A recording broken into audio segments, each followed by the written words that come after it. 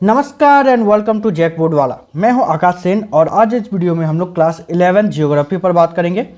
वैसे उन सभी प्रश्नों पर बात करेंगे जो एग्जाम में बहुत बार पूछा गया है या इस साल भी एग्जाम में पूछा जाने की संभावना बहुत ज़्यादा है।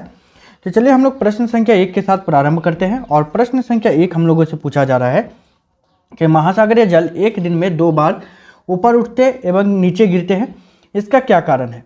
तो इसका सबसे बड़ा कारण यह है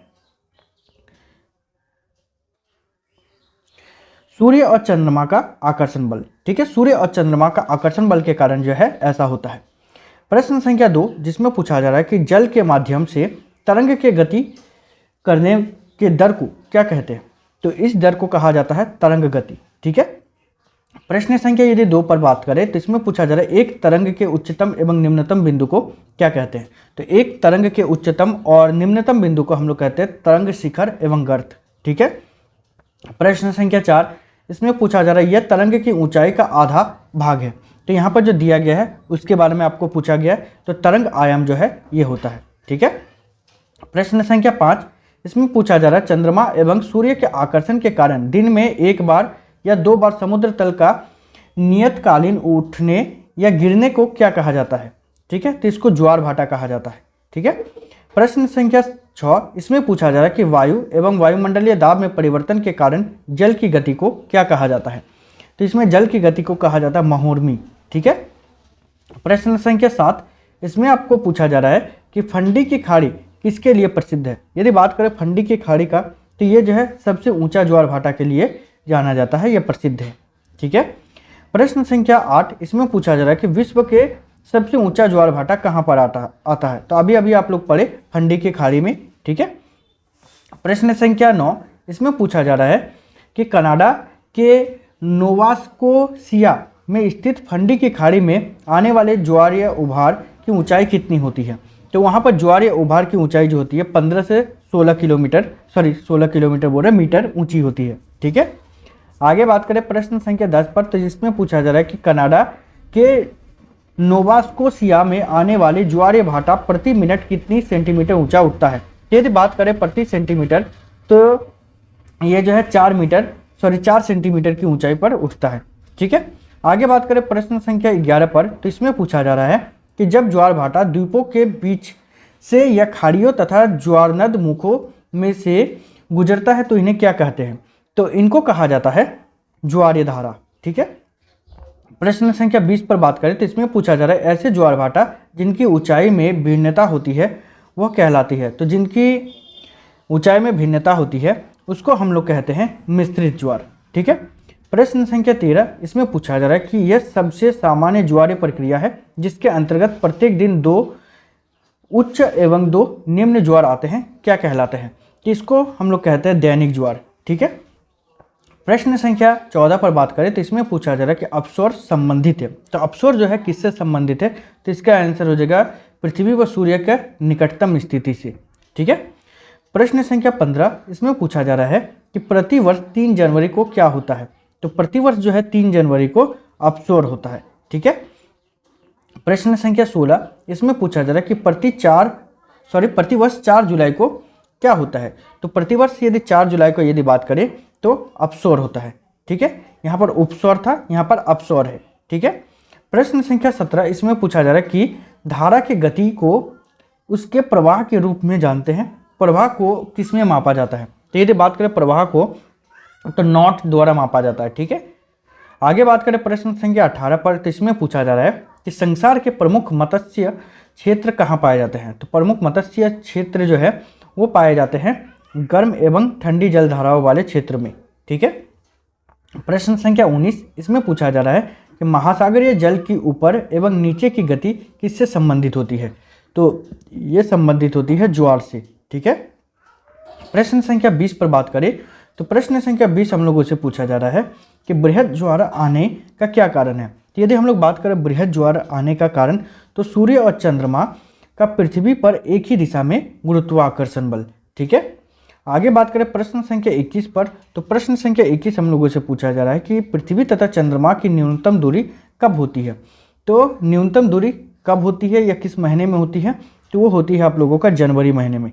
ठीक है, प्रश्न संख्या 22 इसमें हम लोगों को पूछा जा रहा है कि पृथ्वी तथा चंद्रमा की अधिकतम दूरी कब होती है या किस महीने में होती है। तो अधिकतम दूरी जो होती है वो जुलाई महीने में होती है। ठीक है, आगे बात करें प्रश्न संख्या 23 पर, तो इसमें हम लोगों को पूछा जा रहा है कि महासागरीय जल के ऊपर एवं नीचे की गति किससे संबंधित है। ठीक है, तो इसका आंसर हो जाएगा ज्वार से संबंधित है। प्रश्न संख्या 24, इसमें पूछा जा रहा है कि सागरीय लहरें निम्नलिखित में से कहाँ से ऊर्जा प्राप्त करता है। तो सागरीय लहरें का यदि बात करें तो ये सौर प्रणाली से ऊर्जा प्राप्त करती है। ठीक है, उसके बाद यदि प्रश्न संख्या हम लोग बात करें 25 पर, तो प्रश्न संख्या 25 हम लोगों से पूछा जा रहा है कि जब 2 नॉट या उससे कम वाली समीर सागरीय शांत जल पर बहती है तो बनती है। तो क्या बनती है, तो इसका आंसर हो जाएगा आप लोगों का छोटी छोटी उर्मिकाएं बनती है। ठीक है, प्रश्न संख्या 26, इसमें हम लोगों से पूछा जा रहा है कि बृहद ज्वार आते हैं। तो बृहद ज्वार जो है कब आती है, कि ज़्यादातर बृहद ज्वार जो है वो अमावस्या और पूर्णिमा को आती है। ठीक है, प्रश्न संख्या 27, इसमें पूछा जा रहा है कि बृहद ज्वार के समय सूर्य, चंद्रमा एवं पृथ्वी की स्थिति होती है। तो बृहद ज्वार के समय जो है स्थिति वो होती है एक रेखीय। ठीक है, एक रेखीय जब होती है उस टाइम जो है बृहद ज्वार उत्पन्न होती है। प्रश्न संख्या 28, इसमें पूछा जा रहा है कि अल नीनो धारा प्रकट होती है। तो अल नीनो धारा जो है प्रकट होती है, लेकिन कब, तो ये होता है कहाँ पर, तो पेरू तट पर उत्पन्न होती है। ठीक है, प्रश्न संख्या यदि हम लोग बात करें 29 पर, तो इसमें पूछा जा रहा है कि सुनामी निम्नलिखित में से पैदा होती है। तो सुनामी किसके कारण पैदा होती है, तो इसका आंसर हो जाएगा अंत समुद्री भूकंप, मतलब समुद्र के अंदर भूकंप के कारण। ठीक है, प्रश्न संख्या 30, इसमें हम लोगों को पूछा जा रहा है कि शीत दीवाल संबंध है। तो शीत दीवाल जो है वो किससे संबंध है, तो ये है गल्फ स्ट्रीम से। ठीक है, आगे यदि बात करें प्रश्न संख्या 31 पर, तो इसमें पूछा जा रहा है कि महासागर की तरल सतह के विक्षोभ को क्या कहा जाता है। तो तरल सतह के विक्षोभ को कहा जाता है लहर। ठीक है, प्रश्न संख्या 32, इसमें पूछा जा रहा है कि सागरीय लहरें निम्नलिखित में से कहाँ से ऊर्जा प्राप्त करती है। तो सागरीय लहरें का यदि बात करें तो ये सौर प्रणाली से ऊर्जा प्राप्त करती है। ठीक है, प्रश्न संख्या 33, इसमें पूछा जा रहा है तरंगों में जलकणों की गति होती है। तो तरंगों में यदि जलकणों का गति यदि बात करें तो ये गोलाकार होती है। ठीक है, प्रश्न संख्या 34, इसमें पूछा जा रहा है कि तरंग के 2 श्रृंगों अथवा गर्तों के बीच की क्षैतिज दूरी को क्या कहते हैं। तो इसके तरंगों के 2 श्रृंगों मतलब श्रृंगों और गर्तों का यदि बीच का क्षैतिज दूरी को यदि बात करें तो इसको कहा जाता है तरंग की लंबाई। ठीक है, प्रश्न संख्या 35, इसमें पूछा जा रहा है कि सागरीय सतह पर चलने वाली धारा किस प्रकार की होती है। तो सागरीय सतह पर चलने वाली जो धारा होती है वो कम लवणता युक्त होती है। ठीक है, आगे बात करें प्रश्न संख्या 36 पर, तो इसमें हम लोगों से पूछा जा रहा है कि सागरों में ज्वार भाटा आने के कारण। तो सागरों में ज्वार भाटा आने के पीछे कारण क्या है, यही प्रश्न को मैंने और एक बार बताया, तो आप लोग इसका आंसर खुद दोगे। ठीक है ना, ये 4 ऑप्शन आप लोगों के पास है, आप लोग इसका आंसर खुद दोगे। ठीक है ना, क्योंकि मैंने इसको अभी अभी बताया। प्रश्न संख्या 37, इसमें पूछा जा रहा है कि लघु ज्वार के समय पृथ्वी की स्थिति होती है। तो पृथ्वी की स्थिति किस प्रकार होती है लघु ज्वार के समय, इसका आंसर हो जाएगा आप लोगों का समकोणिक होती है। ठीक है, आगे यदि बात करें प्रश्न संख्या 38 पर, तो प्रश्न संख्या 38 हम लोगों को पूछा जा रहा है कि कथनों पर विचार कीजिए तथा नीचे दिए गए विकल्प से सही उत्तर का चयन कीजिए। ठीक है, देखिए यहाँ पर हम लोगों को 3 कथन दिया गया है। पहला, ज्वार भाटा एस्चुरी को नौकायान योग्य बनाते हैं। ठीक है, दूसरा, ज्वार भाटा नदियों द्वारा लाए गए अवसादों को बहा ले जाते हैं। और तीसरा है, ज्वार भाटा विद्युत के निर्माण में सहायक होते हैं। तो इसमें आप लोगों को बताना है कि कौन सा कथन जो है वो सही है। तो यदि हम लोग बात करें तो इसका आंसर में ये तीनों ही कथन सही है। ठीक है, और तीनों कथन सही है, इसी के कारण इसका आंसर हो जाएगा डी। 1, 2 तथा 3 सही है। ठीक है, प्रश्न संख्या यदि हम लोग 39 पर बात करें तो इसमें पूछा जा रहा है हम लोगों को कि समुद्रों में ज्वार की उत्पत्ति का मुख्य कारण क्या है। तो ज्वार की उत्पत्ति का मुख्य कारण जो है वो इसका हो जाएगा चंद्रमा की आकर्षण शक्ति, सूर्य की आकर्षण शक्ति, पृथ्वी का अपकेंद्रण बल, ये तीनों ही होगा, इसीलिए इसका हो जाएगा उक्त तीनों बल। ठीक है, प्रश्न संख्या 40, इसमें पूछा जा रहा है कि विश्व के उच्चतम ज्वार कहाँ आते हैं। तो विश्व का यदि हम लोग उच्चतम ज्वार का यदि बात करें तो ये फंडी की खाड़ी में आती है, इसको भी मैंने बताया था।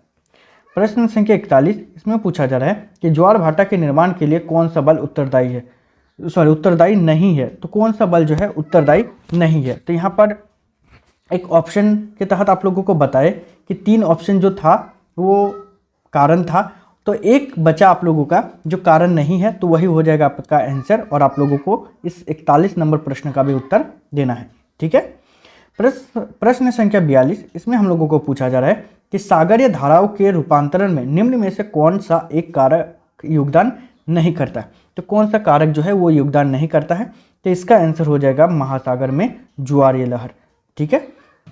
प्रश्न संख्या 43 हम लोगों को दिया गया है कि निम्नलिखित कारकों पर विचार कीजिए। ठीक है, आप लोगों को विचार करना है। अब क्या विचार करना है उसके लिए हम लोगों को 4 ऑप्शन दिया है। पहला कि पृथ्वी का घूर्णन, वायुदाब तथा वायु, महासागरीय जल का घनत्व और पृथ्वी का भ्रमणशील, ठीक है, या परिभ्रमण। यदि बात करें यहाँ पर तो हम लोगों को बोला गया है कि इसमें से कौन से कारक महासागरीय धाराओं को रूपांतरित करता है।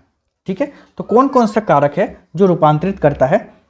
तो इसका आंसर हो जाएगा आप लोगों का 1, 2 तथा 3। 1, 2, 3 क्या है? पृथ्वी का घूर्णन, इसके कारण भी महासागरीय धारा रूपांतरित होता है। दूसरा कारण वायुदाब और वायु, बिल्कुल जिधर वायु बहेगी उधर धारा भी बहेगी। उसके बाद 3 महासागर का जल का घनत्व, महासागर का जल का घनत्व जिधर ज़्यादा होगा और जिधर कम होगा तो कम की तरफ जो है ये प्रवाहित होती है, तो इसीलिए ये हो जाएगा। और पृथ्वी का परिभ्रमण, पृथ्वी भ्रमण करती, इससे कोई मायने नहीं रखता है। ठीक है, और इसी के कारण इसका हो जाएगा 1, 2 तथा 3। ठीक है, आगे यदि बात करें प्रश्न संख्या 44 पर, तो इसमें हम लोगों को पूछा जा रहा है कि जो कारक सागरीय धाराओं की उत्पत्ति तथा दिशा दोनों को प्रभावित करता है वो है। तो यहाँ पर क्या हो जाएगा? तो ये पवन है। ठीक है।